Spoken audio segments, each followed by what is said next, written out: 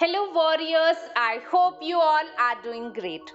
जैसे आप लोगों को पता है, हमारे 51st chief justice of India justice Sanjiv Khanna is going to retire on 13th May 2025, a day before his birthday. तो इस वीडियो में हम जस्टिस खन्ना की लाइफ, एजुकेशन, लीगल करियर और कुछ उनके नोटेबल जजमेंट्स पर बात करेंगे। So let's begin with the video. Justice Khanna का फैमिली बैकग्राउंड भी लीगल है। उनके father justice Devraj Khanna Delhi high court में जज थे और उनके अंकल जस्टिस हंस राज खन्ना, कौन नहीं जानता उनके बारे में।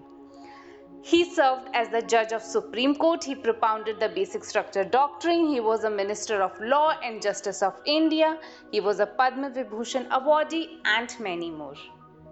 जस्टिस संजीव खन्ना का बर्थ और स्कूलिंग दिल्ली में हुआ था and he graduated from Saint Stephen's college. He pursued law at the campus law centre, faculty of law, university of Delhi. Justice Khanna ने अपना legal career Delhi district court में प्रैक्टिस करके स्टार्ट किया। After that he move to Delhi high court. He served as the senior standing counsel for the income tax department for 7 years and was appointed standing counsel for the National Capital Territory of Delhi in 2004.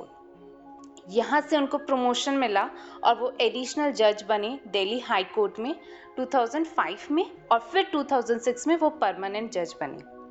जनवरी 18, 2019 में justice Khanna को supreme court में appoint किया गया and on November 11, 2024 he took oath as the 51st chief justice of India.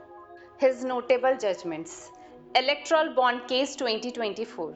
इस केस में supreme court ने electoral bond scheme को खत्म किया, उसको अनकॉन्स्टिट्यूशनल डिक्लेयर करते हुए। EVM VVPAT verification case 2024।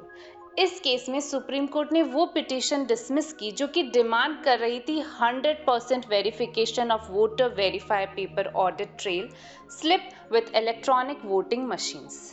Right to information and the judiciary 2019। इस केस में सुप्रीम कोर्ट ने ये कहा कि ऑफिस ऑफ सुप्रीम कोर्ट भी आरटीआई एक्ट के अंडर आता है। Abrogation of article 370। Justice Khanna भी उस सुप्रीम कोर्ट बेंच के पार्ट थे जिन्होंने अपहेल्ड किया एब्रोगेशन ऑफ आर्टिकल 370, ये कहते हुए कि आर्टिकल 370 एक टेम्पररी आर्टिकल था और उसके रिमूवल से कॉन्स्टिट्यूशन के फेडरल स्ट्रक्चर पर कोई इम्पैक्ट नहीं पड़ता है।